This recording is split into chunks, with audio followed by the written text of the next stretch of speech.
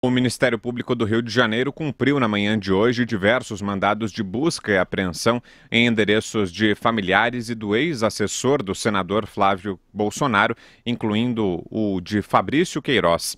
As medidas cautelares são cumpridas na capital fluminense e no município de Resende como parte da investigação sobre lavagem de dinheiro e desvio de dinheiro público no antigo gabinete de Flávio, quando ele era deputado estadual na Assembleia Legislativa do Rio de Janeiro. Foram cumpridos ainda mandados contra 9 parentes da ex-esposa do presidente Jair Bolsonaro e mãe do senador Ana Cristina Siqueira Vale, que foram lotados no gabinete de Flávio em 2003, quando ele ainda era deputado estadual. No mandado de busca e apreensão expedido ontem, o juiz Flávio Itabaiana de Oliveira Nicolau, que é da 27ª Vara Criminal do Rio, autorizou o Ministério Público a ter acesso à extração de qualquer conteúdo armazenado nos materiais apreendidos, incluindo registros de diálogos telefônicos ou telemáticos, como mensagens SMS ou de aplicativos WhatsApp. Com acesso a esse material, o MP do Rio pode analisar todas as mensagens trocadas por ex-assessores de Flávio Bolsonaro nos últimos anos. Josias. As investigações que encrencam o Flávio Bolsonaro migraram do freezer para a chapa quente.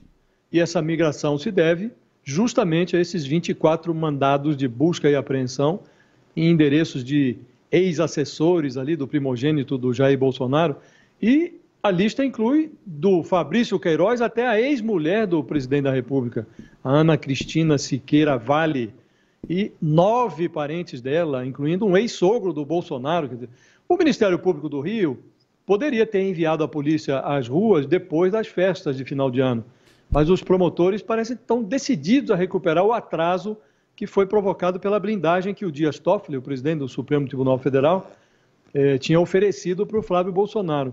Esse inquérito permaneceu congelado por 4 meses. Então agora está se tentando tirar o atraso.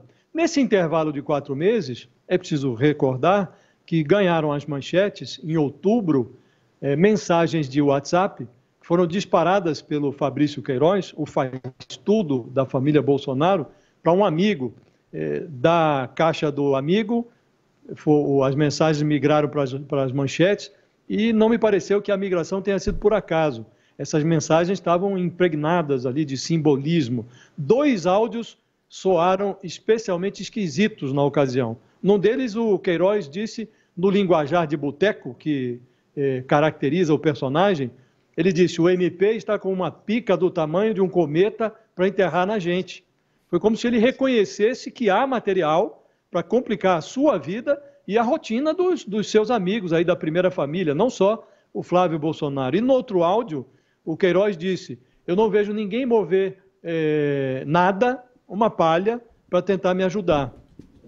Nesse ponto das mensagens, ele soou como um abandonado que reclama por proteção. A semana do Natal, há uma semana do Natal, o Ministério Público manda uma mensagem muito ruim para a família Bolsonaro. O Ministério Público parece estar decidido a realizar esse pesadelo que o Fabrício Queiroz estava antevendo nessas mensagens de WhatsApp. É bom que o presidente da República, só ele, Jair Bolsonaro e o filho dele, o Flávio Bolsonaro, sabem o tamanho desse buraco. Então é bom que eles administrem isso, porque o país já assistiu a um episódio parecido. As circunstâncias eram completamente diferentes, mas nós tínhamos um governo de Michel Temer que caminhava numa boa direção, ia aprovando também reformas, poderia ter aprovado lá atrás a reforma da Previdência. De repente, o governo foi abalroado por aquele grampo do Jaburu, que transformou o governo, transtornou o governo e virou um governo, um fim de feira. Então, o Bolsonaro já viu o que aconteceu. Acho que ele tem que administrar isso, ele sabe o tamanho do buraco, é melhor acender essa luz e decidir qual é o preço que o presidente está disposto a pagar. Não dá mais para brincar de esconde-esconde, a hora da verdade está chegando. Constantino. Pois é, o Fabrício Queiroz é o fio de alta tensão desencapado dos Bolsonaro, né? E esse episódio, essa novela, estava se arrastando com uma certa blindagem ali do ministro Dias Toffoli, que travou toda a investigação, mas está se arrastando há meses e carece de explicações, né? Todo mundo suspeita com bastante embasamento, da rachadinha. E aí alguns vão alegar o seguinte: olha, isso aí era prática comum na política, ainda mais de baixo clero. São mais de 1.100.000 assessores no Brasil, em todas as 3 esferas de poder. Cada deputado tem 20, 25 assessores, na média, mais os senadores e mais todos os municípios, as câmaras municipais e por aí vai. É assessor até dar com um pau. E isso é um esquema de corrupção simples, onde você oferece um salário poupudo e reverte parte para você, ou então financiar a campanha usando como cabo eleitoral e caixa 2 de campanha para perpetuar clãs familiares no poder. Os Bolsonaro, aparentemente, é um desses clãs, né? Tá lá os 3 filhos do presidente na política e ainda vem o 4º aí a tiracolo. Então, é evidente que a suspeita de que existia rachadinha é muito embasada. Além disso, a figura em si é um nome também que não gera muita confiança, né? Ligado a milicianos e tudo mais. Então, nada disso ajuda. E mais lenha na fogueira é colocada pelo fato de que Queiroz transferiu recursos para Michele Bolsonaro, a primeira-dama, né? Diretamente para a conta dela. Então, tudo isso gera um potencial explosivo, atômico, porque se fosse contido apenas a questão do gabinete do então deputado Flávio, eu acho até que o pai já tinha mandado o filho para o sacrifício que nem um bom soldado. Mata essa no peito, seja homem, e abafa o caso com você, né? Pula em cima da granada. Agora, por que não fez isso? Talvez porque achava que não ia dar em nada, ou porque não... ou porque tem mais coisa e ia afetar todo mundo da família, não sei. O fato é que isso realmente tem um potencial catastrófico, se for a fundo, e envolver mais coisas que a gente não sabe ainda, né? E pode realmente transformar o governo numa espécie de pato manco. Eu vejo muito bolsonarista falando que tem que ter um senso de proporção e tudo, e é verdade. Veja, isso, rachadinha, é óbvio que o fato de todo mundo fazer não justifica. E é óbvio também que não coloca essa suposta corrupção em pé de igualdade com aquilo, por exemplo, que o PT fez. Tomar de assalto o Estado brasileiro, em conluio com as empreiteiras, para um projeto totalitário de poder, desviando bilhões e bilhões e bilhões de reais.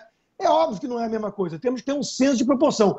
Mas aí que vem o problema. Quem alimentou, de certa forma, isso foi o próprio bolsonarismo, ao bancar o purista com uma mensagem um tanto jacobina, né, bancando ali o incorruptível, o Robespierre Tupiniquim da Revolução Francesa, né, e falando que todo desvio tem que ser condenado da mesma forma e tudo mais, não vamos transigir jamais com corrupção e tudo mais. Então, quem alimentou essa narrativa foi o próprio bolsonarismo. E agora esse troço está se virando como um bumerangue contra a própria família. Ou seja, vai ter que arcar com os prejuízos, espera-se que isso não afete para valer o governo, a agenda virtuosa que o governo tem, porque é importante, necessária para o país, mas não podemos realmente fechar os olhos para qualquer tipo de mal feito ou deslize dessa natureza, que se vá a fundo e que seja punido quem for culpado. Fala, Thaís. Pois é, essas investigações a gente não sabe o que elas vão trazer, elas têm esse efeito, esse possível efeito catastrófico, elas são fio desencapado, mas a gente não sabe ainda o que elas vão trazer. Então, eu fico curiosa para saber outra coisa, para saber como é que o ministro Sérgio Moro vai ficar nessa história.